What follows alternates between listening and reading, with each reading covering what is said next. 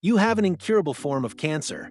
These words, like a thunderbolt out of the blue, hit me so hard that it sent shockwaves through my entire being. But then, something unexpected happened that would change the course of my remaining days. Hey everyone, welcome to Worldly Whispers. Let's get started. In that split second when the doctor uttered those fateful words, my mind blanked. I was only 34 years old, a young woman with so many dreams and aspirations. I had always envisioned a future filled with joy and fulfillment. Mark and I had talked about buying a cozy little house, surrounded by a beautiful garden where we could grow our own vegetables. We dreamed of traveling the world together, exploring new cultures, tasting exotic foods, and creating memories that would last a lifetime. I also had big plans for my career. I was on the verge of taking on a new project at work, one that I was certain would bring me a great sense of achievement. But now, all those dreams seemed to crumble into dust right before my eyes. Panic surged through my veins like a wildfire. I started to hyperventilate, my breath coming in short, ragged gasps. My hands trembled uncontrollably, and a cold sweat broke out all over my body. I couldn't believe what I was hearing. How could this be happening to me? I had always taken care of myself, eaten right, exercised regularly. I searched my memory, trying to recall if there were any signs I might have missed. Maybe that persistent fatigue I had been feeling for the past few months, or the occasional headaches that I had dismissed as stress. Regret gnawed at my insides. If only I had been more vigilant, more attuned to my body's signals. As for my parents, the moment the news registered, my mother's eyes welled up with tears. She was always the strong one, the rock of our family. But now, I could see the cracks in her armor. Her hands, which had always been so steady, were shaking as she reached out to hold mine. I could feel the warmth of her palm, but it was also damp with perspiration. She was trying so hard to be brave for me, but I could sense her heartbreak. Inside her, a storm of emotions was raging. She was blaming herself, thinking that perhaps she hadn't done enough to protect me, to keep me healthy. She remembered all the times when I was a child, how she would kiss my scraped knees and make the pain go away. Now, faced with this incurable illness, she felt utterly helpless. My father, on the other hand, had a stoic expression on his face, but I knew him well enough to see the pain and despair hidden behind his eyes. He was the breadwinner, the one who had always provided for our family. He had always been the problem solver, but this time he was at a loss. In his mind, he was frantically searching for solutions, for any glimmer of hope.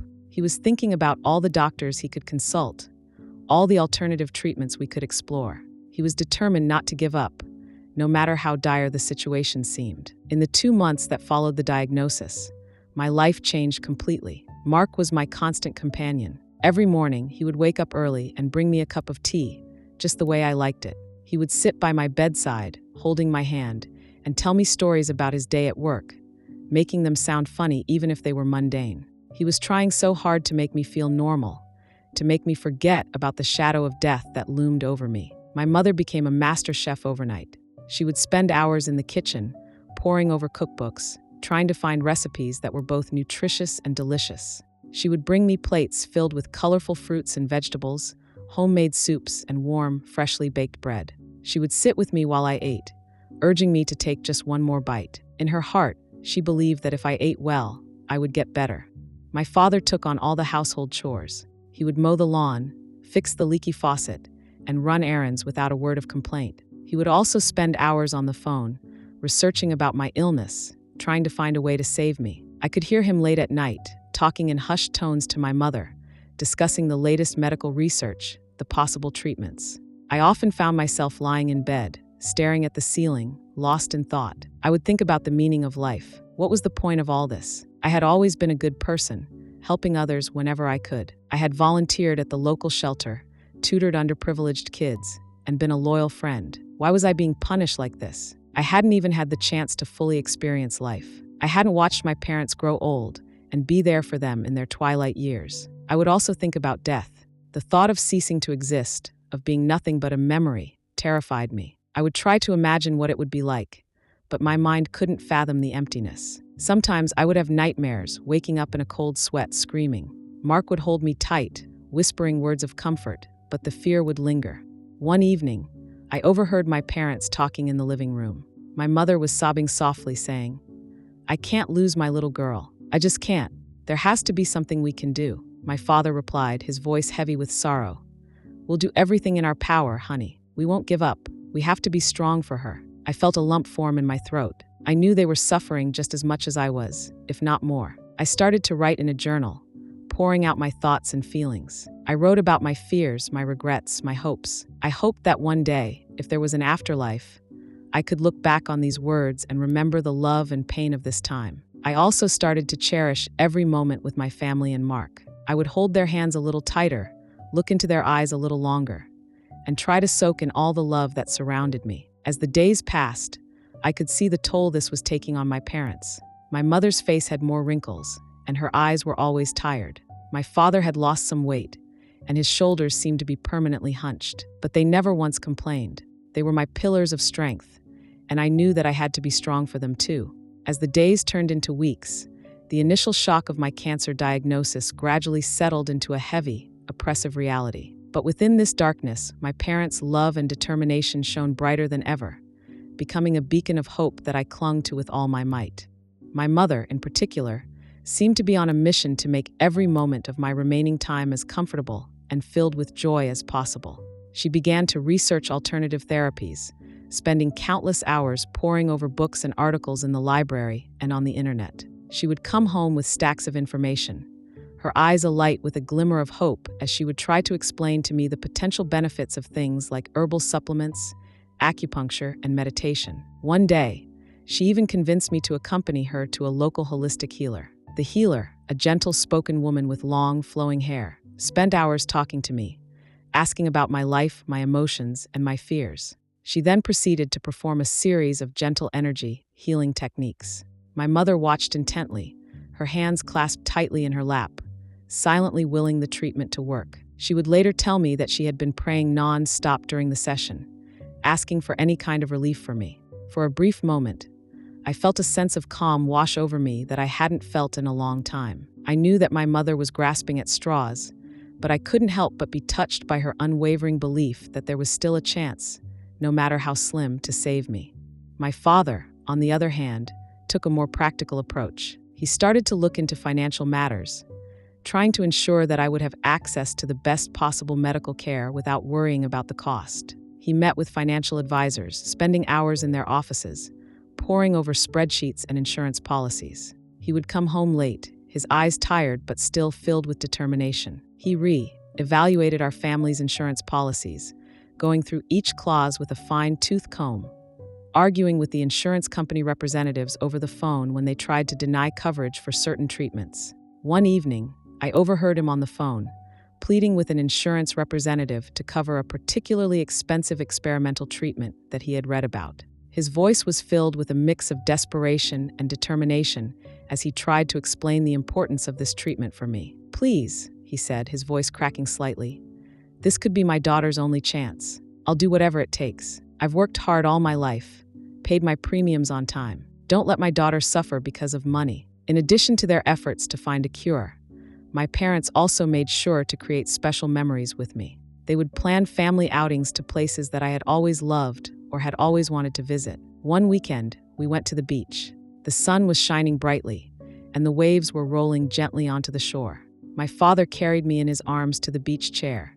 Even though I was a grown-up, he was so careful, as if I was still a little child. My mother spread out a large, colorful beach towel and arranged the cushions in the chair to make it as comfortable as possible. Then, they spent the day building sandcastles with me. My father would dig deep into the sand, using his big hands to shape the base, while my mother would add the intricate details, like little towers and flags. We collected seashells, and my mother would hold them up to the light, telling me stories about the creatures that once lived inside them. My mother brought a picnic basket filled with all my favorite foods. She had spent hours in the kitchen the day before, baking my favorite cookies, making my preferred sandwiches, and squeezing fresh orange juice. We had a delicious meal right there on the beach, laughing and chatting as if there was no cloud of illness hanging over us. As the evening approached, we watched the sunset together.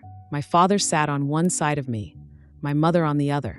My mother leaned her head on my shoulder, and my father held my hand tightly. The sky was ablaze with colors, oranges, pinks, and purples, and it was truly a breathtaking sight. I looked at my parents, their faces illuminated by the warm glow of the setting sun, and I felt a lump form in my throat. I knew that these moments were precious, and I was so grateful for them. At home, my mother started a new tradition. Every night before I went to bed, she would sit on the edge of my bed and read to me. She would choose books that she thought would inspire me or make me laugh. Sometimes she would even read from my favorite childhood stories, and it was as if I was a little girl again, safe and protected in her arms. She would use different voices for each character, making the stories come alive. My father, too, would join us sometimes, sitting in the corner of the room, listening intently as my mother read. He would smile whenever there was a funny part, and his eyes would be filled with love as he watched us. Those quiet, intimate moments were some of the most precious in my life. But despite their best efforts, there were still moments when the reality of my situation hit us all hard. There were nights when I would wake up in pain, and my parents would rush to my side, their faces filled with worry. My mother would immediately get a glass of water and the painkillers, while my father would gently rub my back, trying to soothe me. There were days when I would feel so weak and tired that I couldn't even get out of bed, and my parents would take turns sitting with me, holding my hand, and whispering words of encouragement. My mother would sing soft lullabies, the same ones she used to sing to me when I was a baby, and my father would tell me stories about his own childhood, about the adventures he had and the challenges he overcame. One day, I had a particularly bad day. The pain was unbearable, and I was feeling so hopeless. I broke down in tears, telling my parents that I couldn't take it anymore. My mother hugged me tightly, crying with me, her body shaking with sobs. My father paced back and forth, his fists clenched in frustration. "We'll get through this, honey," my mother said, her voice trembling. "We're all in this together." My father then came over and sat on the other side of me, putting his arm around me. "Your mother's right," he said. "We won't let this beat you. We'll fight with you every step of the way." In those moments of despair, I realized just how much my parents loved me. Their love was not just a warm, fuzzy feeling. It was a tangible force, a shield that protected me from the worst of the pain and fear. And as I lay there, sandwiched between my parents, I knew that no matter what the future held, I was not alone. The days following that remarkable painting trip continued to be a blend of tender moments and unwavering support, all centered around the love that surrounded me. But as time wore on, the physical toll of my illness became more pronounced. Fatigue clung to me like a shadow, and the pain, though managed with medication, was a constant reminder of my condition. One morning, I woke up feeling particularly weak. I could barely muster the strength to sit up in bed. Mark, who had spent the night on a small cot beside my bed, was by my side in an instant. His eyes were filled with concern as he gently helped me sit up and propped pillows behind my back. "How are you feeling, my love?"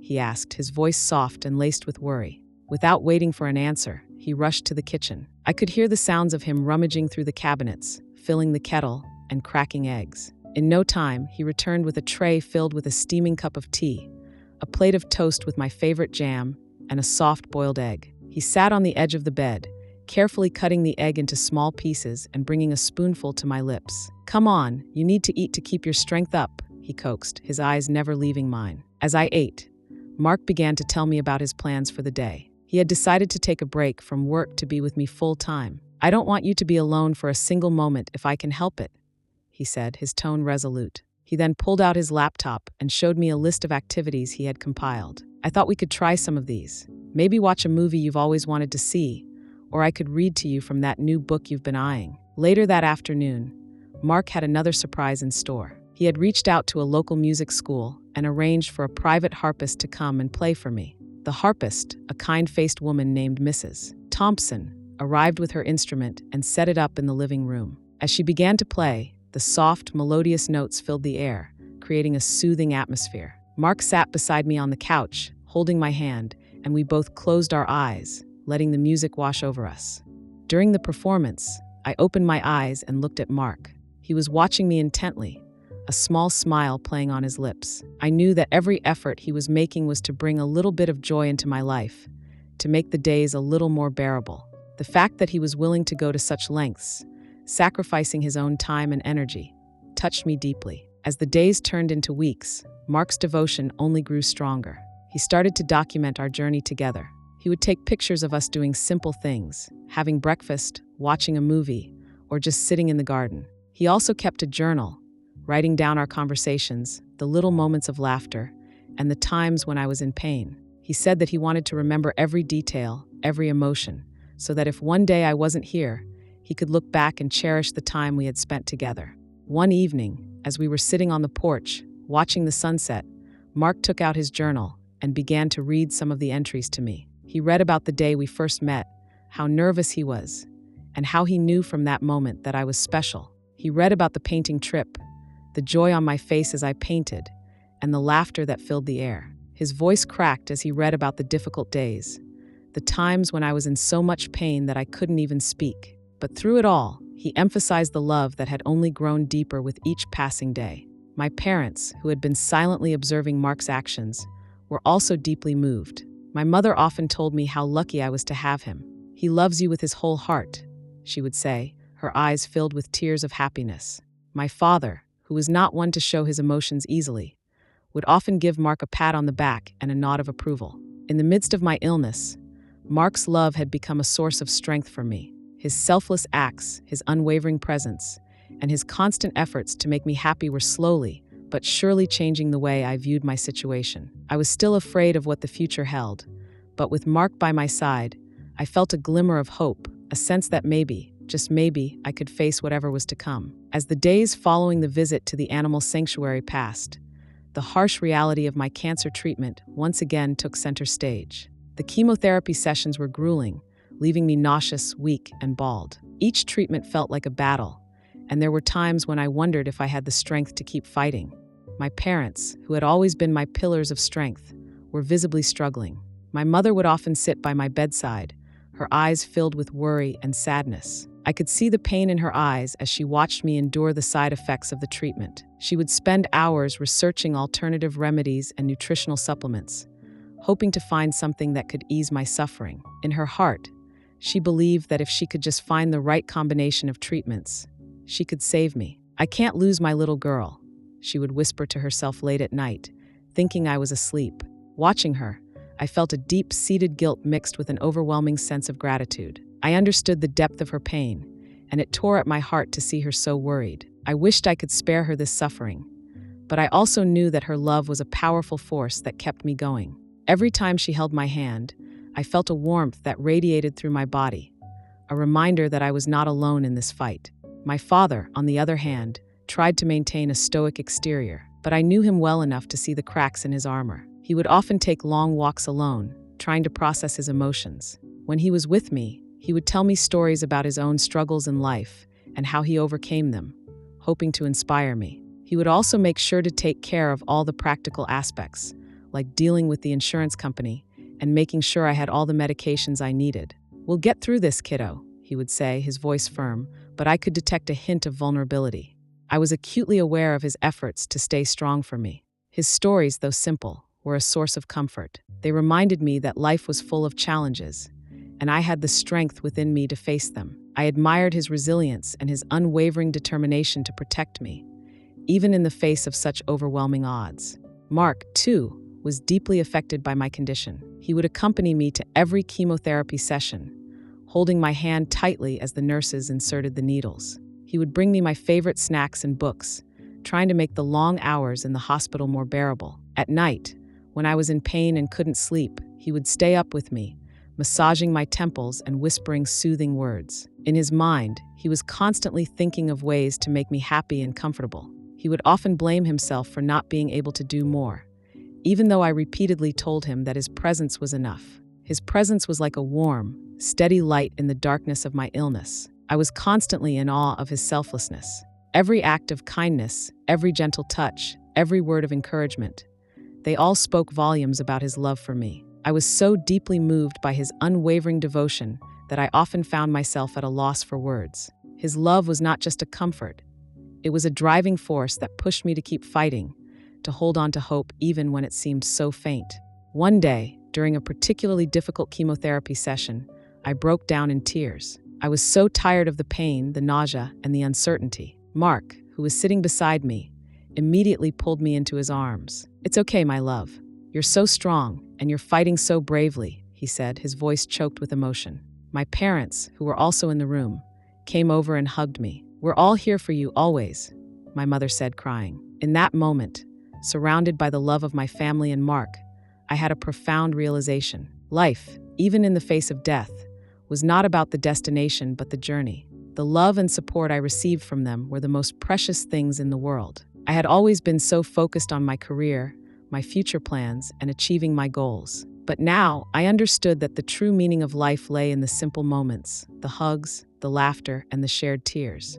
I started to cherish every moment, no matter how small. I would spend hours just talking to my parents, listening to their stories and sharing my own. I would hold Mark's hand a little tighter, look into his eyes, and tell him how much I loved him. These moments of connection and love became my source of strength, giving me the courage to face the next chemotherapy session, the next bout of pain, and the uncertain future. Despite the hardships of the treatment, I also found beauty in the simplest of things. The first rays of sunlight in the morning, the sound of birds singing, and the gentle touch of a loved one's hand. These were the things that made life worth living, and I was determined to hold on to them, no matter what. As I lay in bed one night, looking at the ceiling, I thought about all the things I had learned. I had learned that love was not just a word, but a powerful force that could overcome any obstacle. I had learned that even in the darkest of times, there was always hope, as long as we had each other. And I had learned that life, in all its fragility, was a precious gift, and every moment should be cherished. With these thoughts in my heart, I drifted off to sleep, feeling a sense of peace and acceptance that I had not felt in a long time. I knew that the road ahead was still long and difficult, but I was ready to face it, armed with the love of my family and Mark. As the chemotherapy treatments dragged on, my body grew weaker by the day. Despite the unwavering support from my family and Mark, the cancer was relentless. The days blurred into a painful cycle of hospital visits, medications, and moments of hope that were often followed by crushing disappointment. My parents and Mark were my constant companions throughout this arduous journey. My mother never left my side for long, always there to hold my hand when I needed comfort. My father tried his best to stay strong, but the toll of my illness was evident in his weary eyes. Mark, with his tender care, was my source of warmth and strength, always finding ways to bring a smile to my face even on the darkest days. But in the end, my body could no longer fight. One quiet evening, surrounded by the love of my family, I took my last breath. The world seemed to stop, and the pain that filled the room was palpable. My mother was inconsolable. She had spent so many days and nights praying for a miracle, hoping that I would recover. Now, as she sat by my bedside, holding my cold hand, her heart was shattered. "My little girl, how can you leave me?" she sobbed, her voice filled with anguish. "I was supposed to watch you grow old, to see you start a family of your own. Now there's an emptiness in my life that nothing can fill." My father, too, was in a state of disbelief. He had always been the protector, the one who fixed everything. But this time he was powerless. He paced the room, his mind racing with memories of me as a child, of our happy times together. "I can't accept this," he muttered to himself. "I should have been able to do more to save you." Mark was devastated. He had envisioned a future with me, filled with love and shared dreams. Now all those dreams had vanished. He sat on the edge of the bed, his head in his hands, tears streaming down his face. "I thought we had more time," he whispered. "I love you so much, and now you're gone. How am I supposed to go on without you?" A few days later, as my parents and Mark were going through my things, they each found a letter I had written for them before I passed away. To my mother, I wrote, "Dear Mom, words can't express how much your love has meant to me. You were always there, through every joy and every sorrow. Your hugs were my safe haven, and your support gave me the strength to face this battle. I'm so grateful for every moment we spent together. I know you're hurting now, but please remember that I'm at peace. I hope you can find comfort in the memories we shared. I love you more than you'll ever know, and I can't wait to see you again in the next life. Your loving daughter." To my father, the letter read, "Dear Dad, you were my rock, my hero. Your stories inspired me, and your strength gave me the courage to keep going. I know you're blaming yourself, but please don't. You did everything you could, and I'm so thankful for that.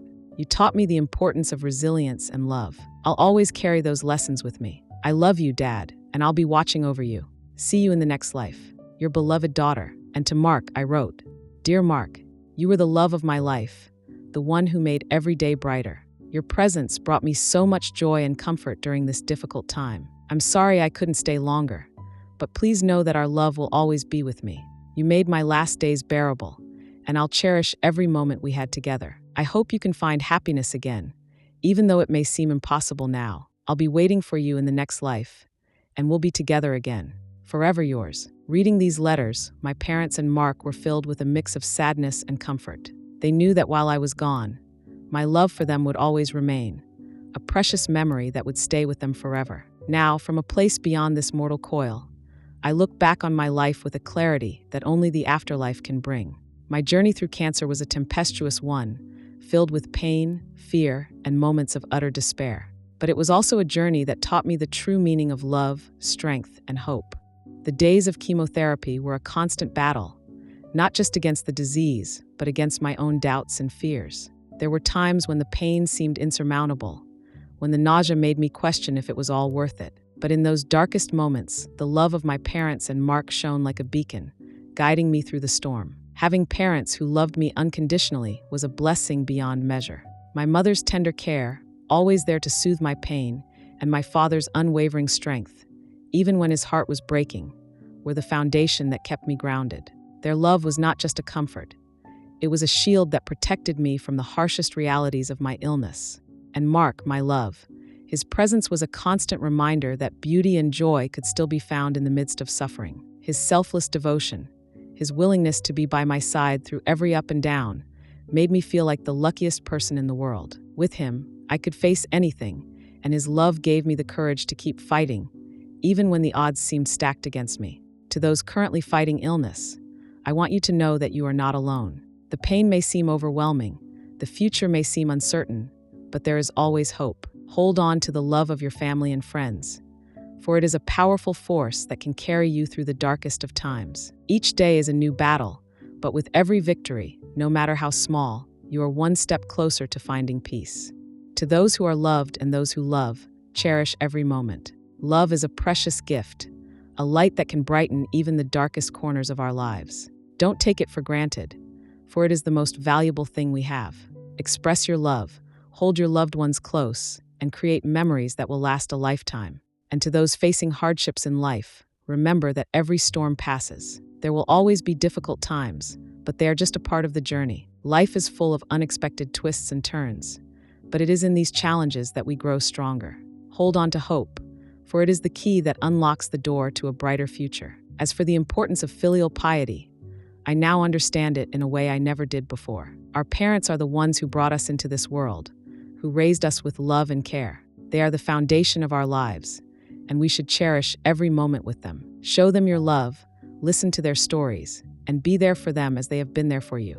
In the end, my life may have been cut short, but it was a life filled with love, laughter, and countless precious memories. I am at peace, knowing that I was surrounded by love until the very end. And I hope that my story can inspire others, that it can bring hope to those in the darkest of places, and that it can remind everyone of the power of love and the beauty of life. As I watch over my loved ones from above, I send them my love and blessings. May they find happiness, peace, and love in their lives. And may they always remember that I am with them, in spirit forever. If this story touched you, show your support by liking and subscribing. Your encouragement helps us keep sharing memorable stories. Thanks for watching, and we'll catch you in the next one.